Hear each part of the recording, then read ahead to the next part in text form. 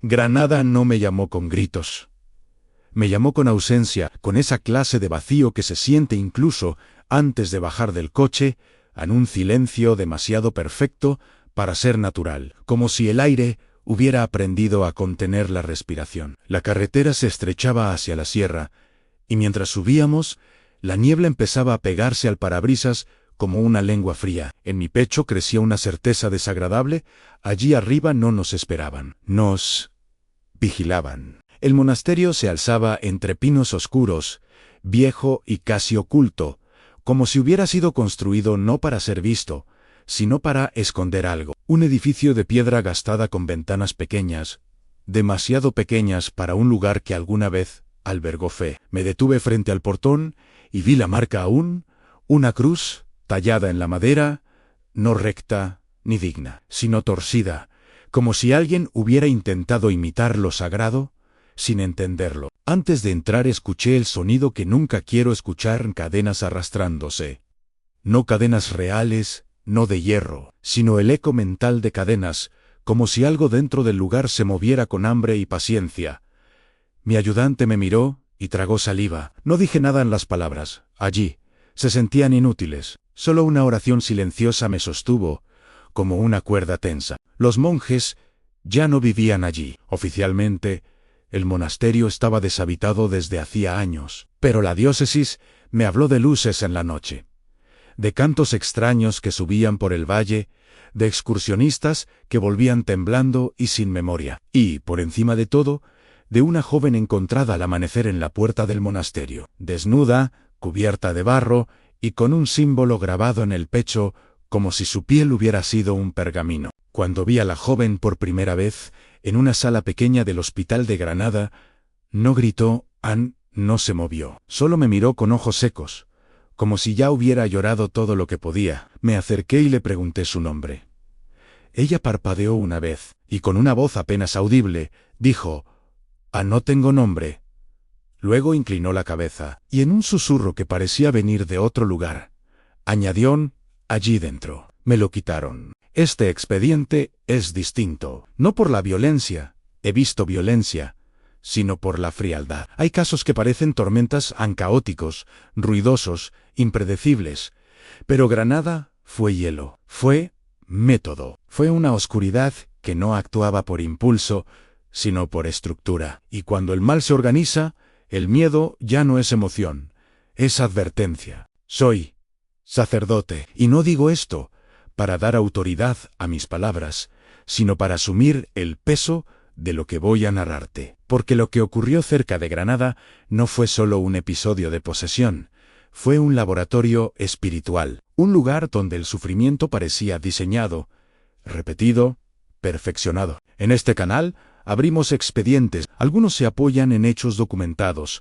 otros son recreaciones fieles basadas en patrones reales. Pero todos tienen un objetivo: contar historias que se sienten como verdad, porque nacen de una misma raíz humana: el miedo, la culpa, la curiosidad y la esperanza desesperada de que alguien llegue a tiempo. Si estás aquí y quieres que sigamos abriendo estos archivos, suscríbete. Tu suscripción es la señal de que este contenido vale la pena. Dale like si quieres que Granada no quede enterrada en silencio. Y sobre todo, comenta en Dime desde qué país y ciudad estás viendo este expediente. Porque cuando hablo de la oscuridad, necesito recordar que al otro lado hay voces humanas que aún creen en la luz. Ahora, escucha con atención, porque el monasterio no estaba vacío, solo estaba esperando. La joven se llamaba Alban Lo. Supe por un informe médico y por una pulsera de hospital donde alguien escribió el nombre con letra apresurada, pero ella insistía en que no era Alba. Ese nombre no es mío, repetía con calma, como si estuviera recitando un hecho objetivo. No había histeria. Esa calma era lo más perturbador. La calma, en estos casos, suele ser un escondite. Me senté frente a ella en la sala del hospital. Tenía 22 años, estudiante. Había desaparecido 3 días. La policía hablaba de secuestro, de drogas, de un grupo. Yo escuchaba todo eso con respeto, pero en su mirada había algo más, una ausencia de hogar interior, como si su alma hubiera sido desalojada. Le pregunté ¿Qué recordaba? Alba miró el techo y dijo: recuerdo el frío, nada más. No recordaba nombres, ni golpes, ni voces. Solo frío, y luego añadió: y recuerdo rezar, pero no con mi voz. Esa frase me levantó una alarma en el pecho, porque cuando alguien dice que rezó sin su voz, casi siempre significa que alguien rezó dentro de ella. Los médicos habían encontrado un símbolo en su pecho, grabado superficialmente como un sello. No era profundo, pero era preciso en un círculo con líneas internas, parecido a un sello de cera en Pediverlo. Alba se bajó la bata sin vergüenza, como si su cuerpo no le perteneciera. Cuando vi el símbolo, sentí una punzada en la nuca. Lo había visto antes, en anotaciones antiguas, asociado a juramentos y consagraciones profanas. Me dijeron dónde la encontraron en la puerta del monasterio. De madrugada, temblando y sin hablar. Un excursionista la vio. Nadie más. Nadie escuchó pasos. Era como si el lugar la hubiera expulsado cuando se cansó. La policía quiso sellar la zona. Pero el monasterio era territorio complicado. ¿Propiedad? Ambigua en límites borrosos. El tipo de lugar donde el mal ama vivir, and donde la ley humana duda. Esa tarde, fui a ver el monasterio con un permiso especial. No entré todavía, encaminé alrededor. La piedra estaba húmeda, negra por el tiempo. Las ventanas parecían ojos cerrados. El aire era frío, incluso con sol. Encontré velas gastadas cerca de una pared, restos recientes de cera, no de siglos. Y esa evidencia fue como un golpe. Alguien estaba usando el lugar. Mi ayudante, Miguel, me preguntó si creía que allí había una secta. Le respondí que no me importaba el nombre humano del fenómeno.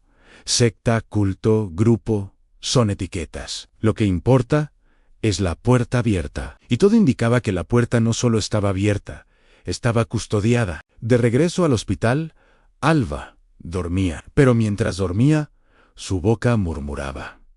Me acerqué. No era un idioma claro. Eran sílabas repetidas.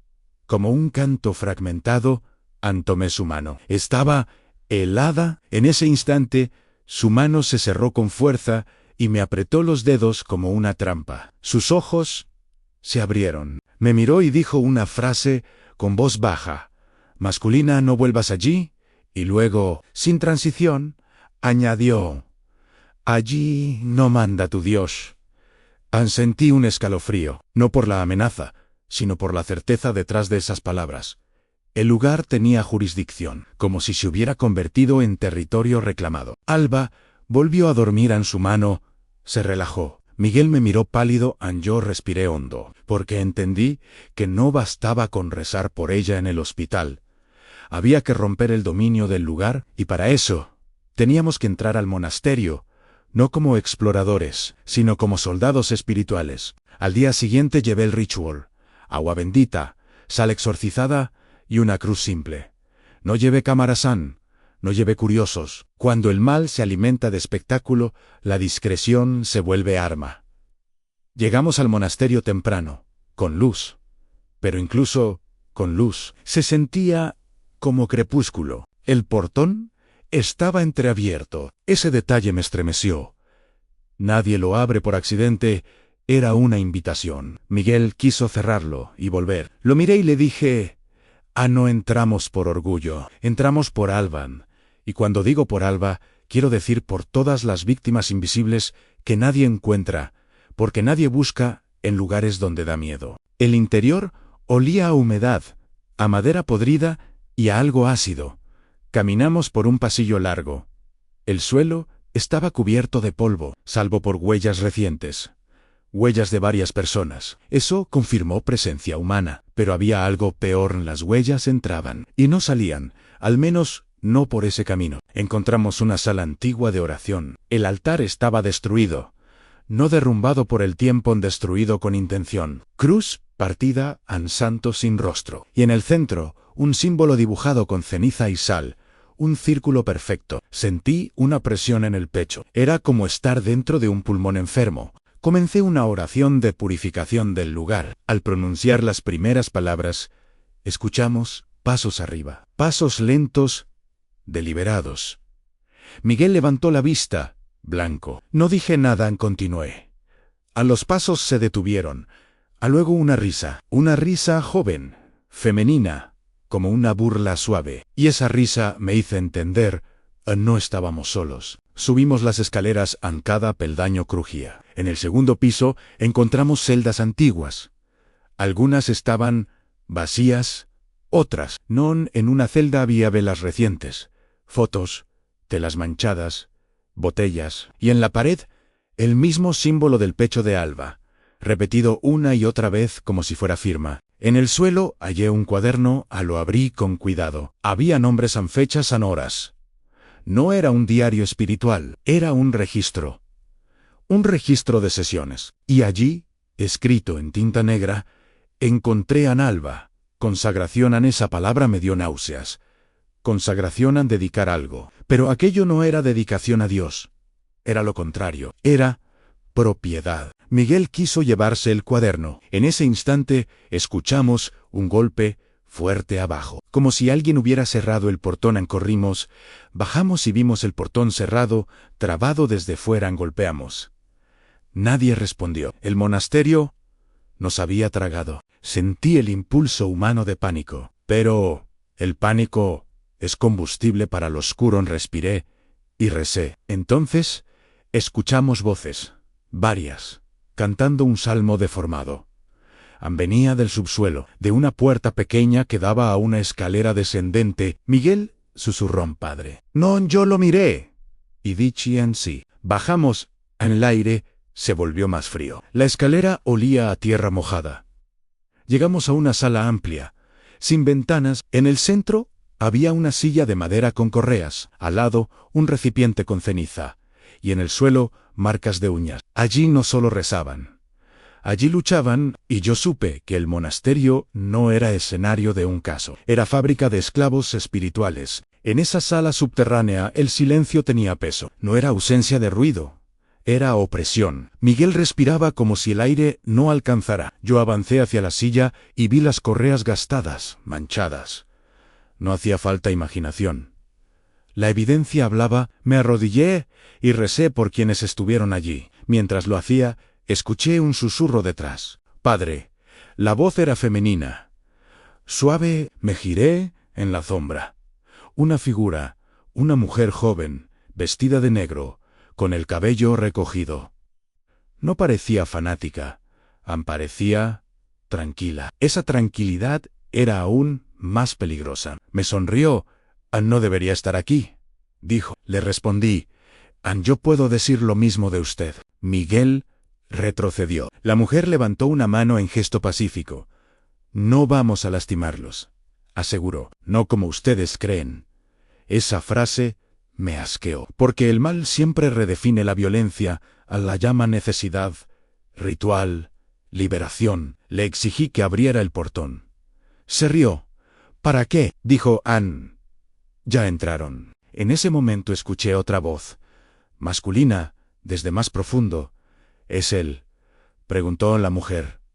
Asintió. Es el padre a mi piel. Se erizó. El tono era el de un anfitrión recibiendo un invitado importante. Comprendí la trampa. Querían confrontación. Querían medir mi fe. Dije con firmeza: en el nombre de Dios. Suelte a Alba. La mujer ladeó la cabeza. Alba ya fue soltada, respondió. Alba ya cumplió. A esa frase me perforó. Cumplió. Como si su sufrimiento fuera cuota pagada. Miguel tomó el agua bendita y empezó a rezar conmigo. La mujer dio un paso atrás. Su sonrisa se borró. Por un instante vi irritación real, y entonces el aire se movió como si una puerta invisible se cerrara. Las velas del lugar se encendieron solas. Se encendieron, y ese gesto fue su respuesta: aquí mandamos nosotros. Yo no discutí, no negocié. Comencé el ritual de expulsión del lugar. La mujer gritó algo en una lengua extraña. Entonces, desde la oscuridad, apareció el hombre en alto, delgado, con ojos brillantes como fiebre. Sonrió. Padre, dijo, bienvenido al monasterio de las sombras. Sentí un odio antiguo detrás de su cortesía. Me dijo su nombre, Mateo, un nombre común. Esa normalidad era parte del horror. Le pregunté cuántas víctimas. Se encogió de hombros. Las necesarias. A Miguel temblaba. Yo seguí rezando. Al escuchar el nombre, Mateo perdió la calma y escupió Anaquino. Avanzó hacia mí, pero no me tocó. Era como si una línea invisible lo frenara. Eso me confirmó algo. No era invencible, solo era arrogante en el mal. Cuando es descubierto, se enfurece. Mateo gritó: «Él no es tu Dios, él es tu miedo». Y esa frase era veneno puro, diseñada para meter duda. No cedían, continuaban. La mujer cayó de rodillas, llevándose las manos a los oídos. Miguel lloraba, Mateo gritaba blasfemias. Y entonces escuché algo que me hizo detener el corazón por un segundo en un canto infantil. Un canto de niña venía del fondo. No era Alban, era otra. Y supe que no podíamos salir sin buscarla. Seguí el sonido del canto. Mateo se interpuso. «No», dijo con una sonrisa fría. «Eso no es para usted». Le respondí. «Nada es para ustedes». Miguel me siguió. La mujer lloraba en el suelo. El aire estaba cargado de electricidad invisible. Bajamos por un pasillo estrecho y encontramos una puerta de metal. La puerta tenía el símbolo grabado. Lo rocié con agua bendita.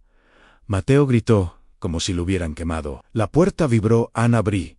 En dentro había una habitación pequeña. Y allí estaba la niña, encogida en un rincón, con ojos enormes, sucios de lágrimas secas. Tenía quizá 9 o 10 años. Cantaba para no enloquecer. La tomé en brazos. Pesaba poco. Demasiado poco. Miguel lloró abiertamente. La niña se agarró a mi sotana como si fuera salvavidas. «No me deje», susurró. Le prometí. «No te dejo». Y esa promesa no fue frase bonita. Fue juramento. Mateo rugió detrás de nosotros. «¡No se la llevan!». Intentó acercarse, pero tropezó como si algo lo empujara. La mujer gritó: «Mateo». Y por primera vez su voz sonó humana, asustada. El ritual estaba rompiendo la estructura. El mal, sin estructura, se vuelve caos. Y el caos es oportunidad. Subimos en las escaleras, parecían interminables. Al llegar al pasillo, escuchamos golpes en el portón. Alguien desde afuera. La policía, tal vez. O alguien que aún tenía conciencia. Grité, pidiendo ayuda. La niña temblaba. Miguel la cubrió con su chaqueta. Mateo apareció en el segundo piso. Fuera de sí, sus ojos ya no eran humanos. No por magia, sino por odio. «Padre», gritó, «tú no entiendes. Esto es justicia». Esa palabra otra vez. Justicia. El mal siempre intenta llamarse justo. Me detuve y le hablé con claridad. La justicia no se construye con víctimas. Mateo se rió con espuma en la boca. «¿Víctimas?», escupió. «Ellas eligen mentira, siempre mentira. Nadie elige el horror. Solo se rinde a él cuando está roto». Continué rezando mientras caminábamos. Mateo gritaba. La mujer se arrastraba, llorando, como si parte de ella quisiera salir. La estructura se desmoronaba. El portón finalmente se abrió con un golpe.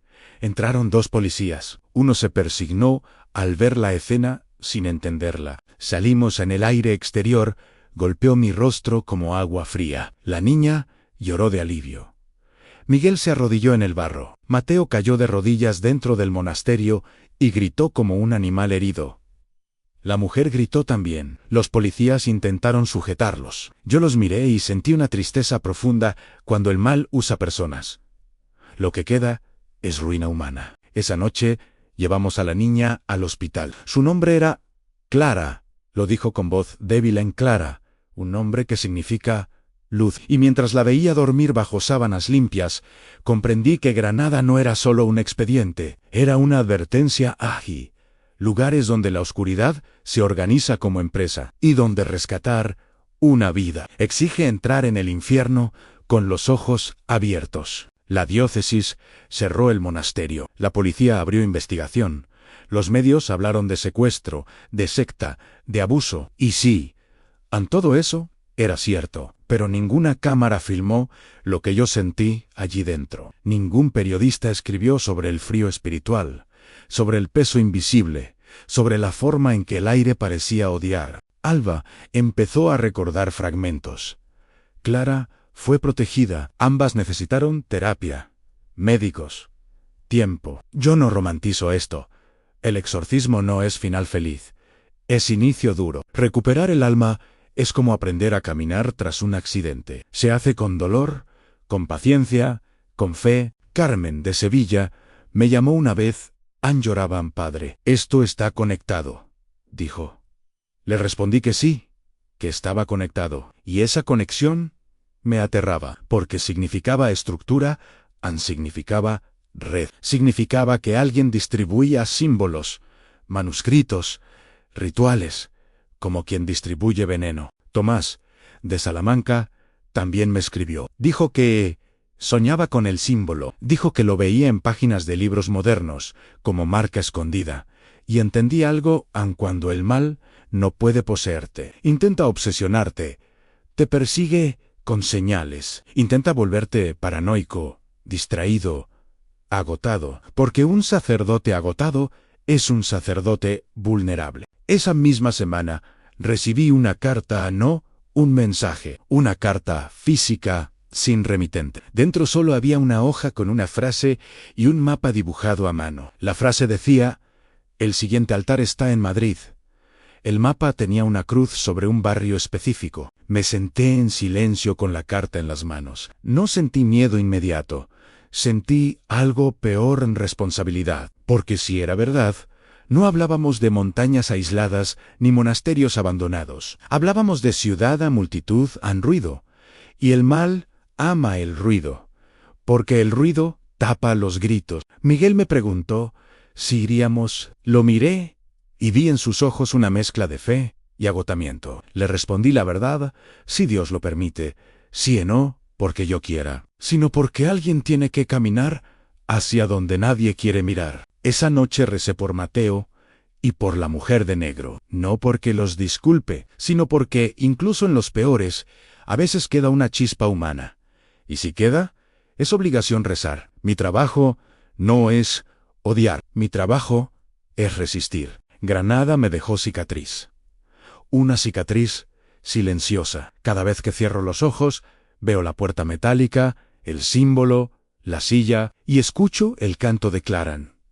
Ese canto me persigue como advertencia, aun cuando los niños cantan para no perder la mente. El mundo ya ha fallado. Y así se cierra este expediente, por ahora, pero no se cierra la historia, porque el mapa señalaba Madrid, y Madrid no es un valle oscuro. A Madrid es corazón, y si la oscuridad quiere altar en el corazón, es porque está preparando algo grande. Granada me enseñó que el mal no siempre es espontáneo. A veces es organizado, a veces se viste de disciplina, de símbolos repetidos, de consagraciones profanas, de registros y sesiones. Y cuando la oscuridad se convierte en estructura, el horror deja de ser accidente y pasa a ser industria. Rescatamos a Clara en Alba.